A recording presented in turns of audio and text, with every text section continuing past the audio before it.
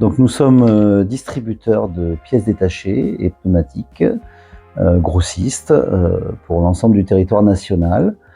On vend des pneus et de la pièce détachée à tous les professionnels, garagistes, centres auto, négociants, et voilà.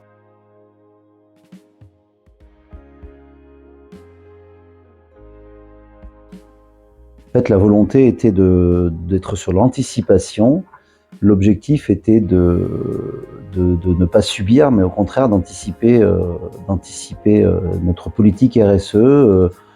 Voilà, notre objectif était en fait d'être en phase avec notre temps et de pouvoir mettre en place l'intégralité de notre politique RSE le plus vite possible pour répondre à une demande, pour en parler auprès de nos clients, pour répondre à une demande de nos fournisseurs, voilà, pour rentrer dans le cadre.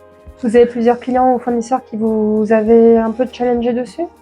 On a quelques clients et quelques fournisseurs, pas encore un grand nombre, mais quelques clients et quelques fournisseurs qui nous ont challengés, qui nous ont posé des questions, qui nous ont demandé où en était notre politique RSE, et c'est un peu ça qui a éveillé en moi l'envie de lancer ce projet, une fois de plus, pour être dans l'anticipation.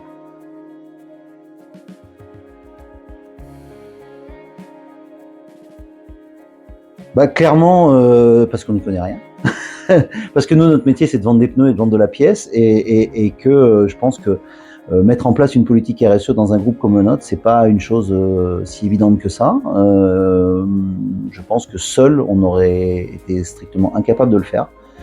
On a nommé une personne responsable de notre politique RSE au sein du groupe, mais on avait vraiment le besoin de se faire accompagner pour être capable de mettre en place une vraie politique avec toutes les étapes nécessaires, et pour pouvoir ensuite communiquer sur cette politique RSE au sein du groupe.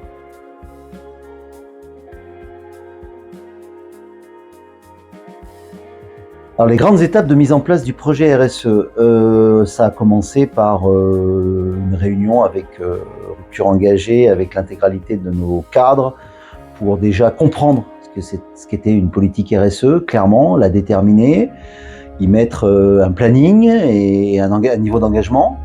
Ensuite, vous avez pu procéder à un audit complet de nos différents services, avec l'aide de la personne donc en charge, Stéphanie, chez nous, du développement de cette politique. Une fois l'audit fait, nous avons eu plusieurs ateliers avec la plupart de nos cadres dirigeants qui nous ont permis d'aborder chaque thème de la RSE.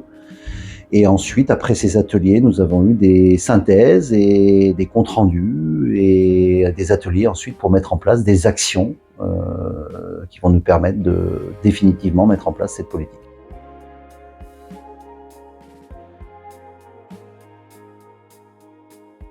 Écoutez, donc les grands projets RSE sont le bilan carbone qui avance petit à petit et que nous devrions bientôt terminer. Ensuite, la charte. Nous souhaitons mettre en place cette charte RSE afin de pouvoir communiquer sur notre politique RSE auprès de tous nos intervenants. Et enfin, l'obtention future d'un label que nous souhaiterions obtenir, sur lequel nous avons encore un peu de travail, mais qui sera notre aboutissement de politique RSE. Tout simplement parce qu'en fait, je pense que comme dans toute société, chacun a son travail, chacun a ses connaissances et chacun a du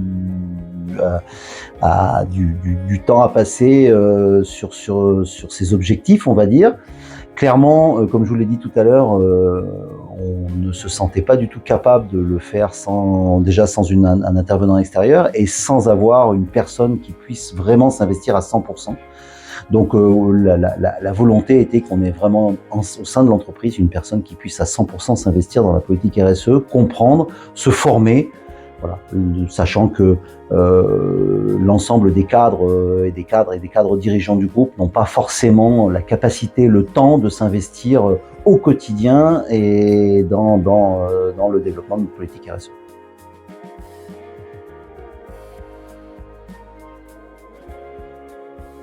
Il nous est utile et il nous est indispensable dans le sens où clairement, comme je vous le dis, je pense que si on n'avait pas cet accompagnement par étapes, au niveau avec différents ateliers, différents rendez-vous, je pense que clairement on n'aurait pas pu mettre la politique en place.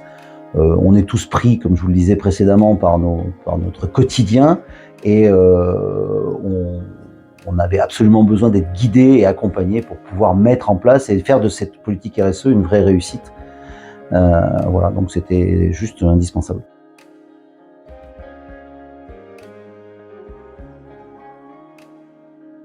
Je dirais à cette entreprise déjà de bien réfléchir et de bien comprendre ce qu'est une politique RSE, parce que je pense que beaucoup de gens n'ont pas forcément la vision de tout ce que couvre une politique RSE aujourd'hui.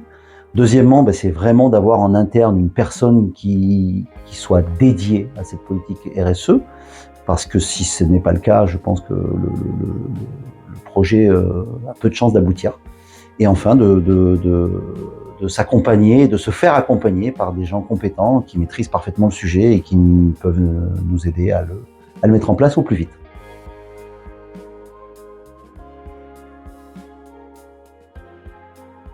On a une petite question surprise. Super.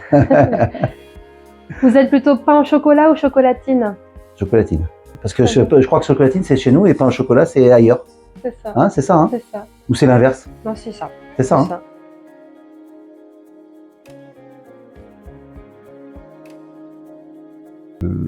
Je pense que toute entreprise devrait aujourd'hui se pencher sur sa politique RSE globale parce qu'aujourd'hui on a encore le temps de la mettre en place.